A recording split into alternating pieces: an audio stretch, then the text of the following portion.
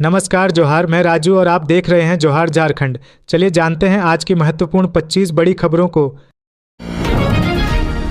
झारखंड की महिलाओं को मिलने वाली मैया सम्मान योजना की 13वीं किस्त को लेकर बड़ा अपडेट सामने आया है। मीडिया रिपोर्ट्स के अनुसार सरकार 31 अगस्त तक लाभुकों के खाते में अगस्त माह की किस्त भेज सकती है। इस योजना के तहत पात्र महिलाओं को हर माह 2500 रुपये दिए जाते हैं। झारखंड को मानसून की बारिश से राहत मिलती नहीं दिख रही। मौसम विभाग ने कहा है कि 26 से 31 अगस्त 2025 तक झारखंड में वर्षा होती रहेगी। वर्षा और वज्रपात का येलो अलर्ट भी मौसम विभाग की ओर से जारी कर दिया गया है। झारखंड विधानसभा के मानसून सत्र के दूसरे दिन हंगामा जारी रहा। हंगामे के कारण जनता के मुद्दों से जुड़ा प्रश्नकाल नहीं हो पाया। स्पीकर से सदन को चलाने की पूरी कोशिश की, लेकिन सूर्या एनकाउंटर और रिम्स 2 प्रकरण पर विपक्ष का हंगामा जारी रहा। मुख्यमंत्री हेमंत सोरेन ने सोमवार को धुर्वा स्थित स्मार्ट सिटी परियोजना के तहत निर्माणाधीन कन्वेंशन सेंटर का निरीक्षण किया। इस दौरान उन्होंने अधिकारियों को निर्देश दिया कि अधूरे पड़े प्रोजेक्ट्स का पुनरुद्धार कर राज्य के विकास में योगदान देने का प्रयास किया जाए। मुख्यमंत्री ने अधिकारियों को निर्देश दिया कि कन्वेंशन सेंटर की उपयोगिता राज्य हित में सुनिश्चित करने के लिए एक ठोस और व्यावहारिक कार्य योजना तैयार की जाए। उन्होंने कहा कि इस प्रोजेक्ट का लाभ आम लोगों को मिलना चाहिए। रांची नगर निगम ने बकायेदारों पर कसा शिकंजा, होल्डिंग टैक्स जांच भी होगी तेज। धनबाद जिले में अपराधियों ने कोयला कारोबारी को गोली मार दी। घटना बरोड़ा थाना क्षेत्र अंतर्गत BCCL एरिया 1 क्षेत्रीय कार्यालय के पास बागमारा डुमरा रोड पर हुई। जिससे गोली लगी है उनकी पहचान मंडरा के पूर्व मुखिया शंकर बेलदार के रूप में हुई है।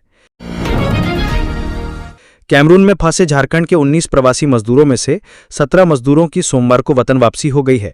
हजारीबाग और बोकारो जिले के ये मजदूर काम करने के लिए कैमरून गए थे। मजदूरों और उनके परिजनों ने इस सफल वापसी के लिए सरकार के साथ साथ सभी मीडिया संस्थानों और प्रवासी मजदूरों के हित में काम करने वाले समाजसेवी सिकंदर अली का विशेष आभार व्यक्त किया है। हॉकी के जादूगर मेजर ध्यानचंद की जयंती पर हर साल 29 अगस्त को राष्ट्रीय खेल दिवस मनाया जाता है। इस बार झारखंड में यह दिन खास अंदाज में मनाने की तैयारी हो चुकी है।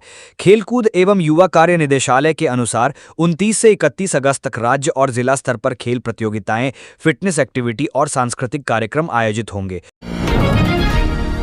रांची शहर में अतिक्रमण के खिलाफ नगर निगम का अभियान लगातार जारी है। इसी कड़ी में जयपाल सिंह मुंडा स्टेडियम और OTC मैदान के आसपास अतिक्रमण मुक्त अभियान चलाया गया। इस दौरान अवैध रूप से लगाए गए ठेले, खोमचे और दुकानों को हटाया गया। साथ ही निगम की इन्फोर्समेंट टीम ने कई दुकानदारों के सामान भी जब्त कर लिए।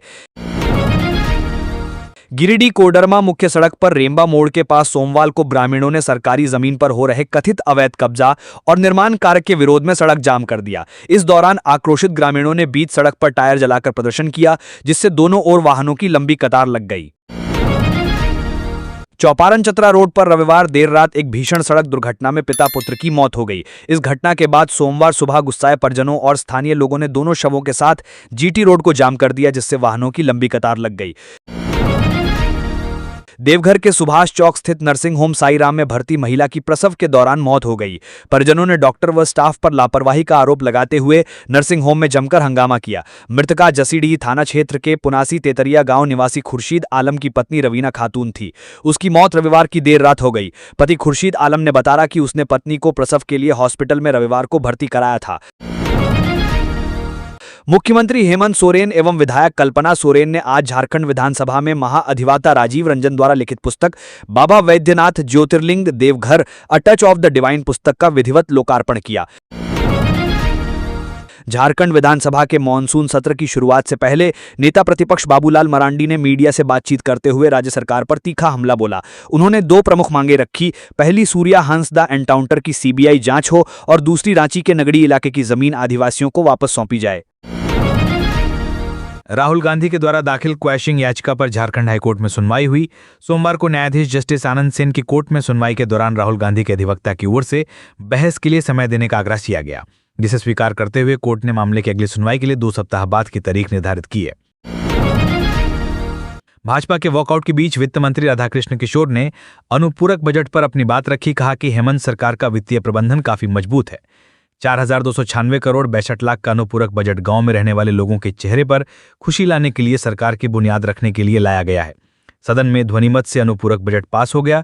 उन्होंने कहा कि मूल बजट 1,45,400 करोड़ रुपए का है, जिसमें स्थापना से ज्यादा 38,000 करोड़ मूल बजट में व्यवस्था की गई है।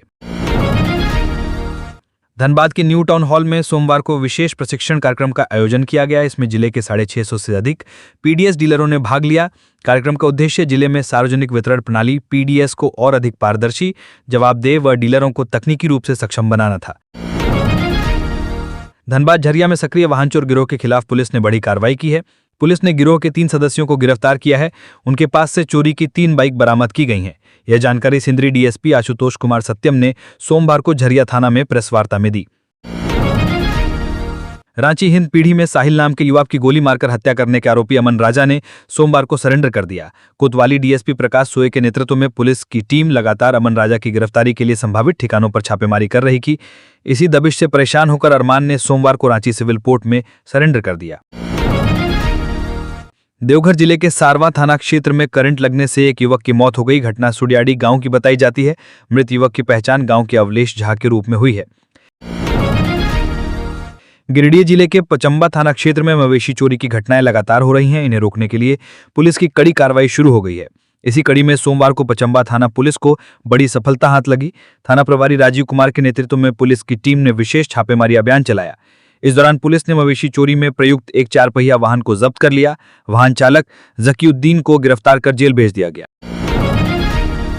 धनबाद की ट्रैफिक पुलिस ने सोमवार को विनोद बिहारी चौक समेत शहर के विभिन्न स्थानों पर सघन वाहन जांच अभियान चलाया। अभियान के दौरान 2 पहिया और 4 पहिया वाहनों की गहन जांच की गई। इस दौरान पुलिस ने helmet, seat belt, triple loading, black शीशा, वाहन के कागजात और अन्य जरूरी नियमों की जांच की। नियम तोड़ने वाले दर्जनों वाहन चालकों का चालान काटा गया। लोहरदगा जिले के भंडारा प्रखंड स्थित निजी स्कूल की एक शिक्षिका पर एक छात्र की निर्ममतापूर्वक पिटाई करने का आरोप लगा है। इस मामले को मुख्यमंत्री हेमंत सोरेन ने गंभीरता से लेते हुए लोहरदगा डीसी को जांच कर कार्रवाई करने के निर्देश दिए। साथ ही छात्र की काउंसलिंग को लेकर भी निर्देश दिए गए। चालू वित्तीय वर्ष में शराब बेचकर राज्य सरकार 4,000 करोड़ रुपए कमाएगी। लॉटरी के जरिए शराब की दुकानों के आवंटन के बाद राज्य सरकार ने नई उत्पाद नीति के तहत 1 सितंबर से शराब बेचने की तैयारी शुरू कर दी है। उन्होंने दावा किया कि लॉटरी के जरिए पूरी पारदर्शिता के साथ दुकानों की नीलामी हुई है और कहीं से कोई उंगली नहीं उठी है और निश्चित रूप से राज्य का राजस्व भी बढ़ेगा। झारखंड विधानसभा के मानसून सत्र के दौरान मंगलवार को अतिवृष्टि की वजह से राज्य में खेतीबाड़ी की स्थिति और सरकार द्वारा अन्नदाताओं को राहत देने के लिए उठाए जा रहे कदमों को लेकर विशेष चर्चा होगी। राज्य की कृषि, पशुपालन एवं सहकारिता मंत्री शिल्पी नेहा तिर्की ने इसकी जानकारी देते हुए बताया कि अतिवृष्टि से हुए नुकसान का डैमेज कंट्रोल करने की पूरी कोशिश विभाग ने की है।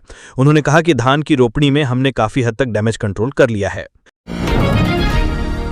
मयंक सिंह के रिमांड को लेकर रामगढ़ कोर्ट में हुई सुनवाई। एटीएस को करनी पड़ी काफी मशक्कत, कोर्ट ने फैसला रखा सुरक्षित। धनबाद जिले में अपराधियों ने कोयला कारोबारी को गोली मार दी। घटना बरोरा थाना क्षेत्र अंतर्गत बीसीसीएल एरिया 1 क्षेत्रीय कार्यालय के पास बाघमारा डुमरा रोड पर हुई। जिसे गोली लगी है उनकी पहचान मंडरा के पूर्व मुखिया शंकर बिलदार के रूप में हुई। तो ये थी आज की झारखंड की टॉप बड़ी खबरें। इसी तरह झारखंड की हर छोटी से बड़ी खबर देखने के लिए आप हमारे चैनल जोहार झारखंड को सब्सक्राइब कर लें। तो हमें दीजिए इजाज़त, फिर मिलते हैं अगले न्यूज़ में।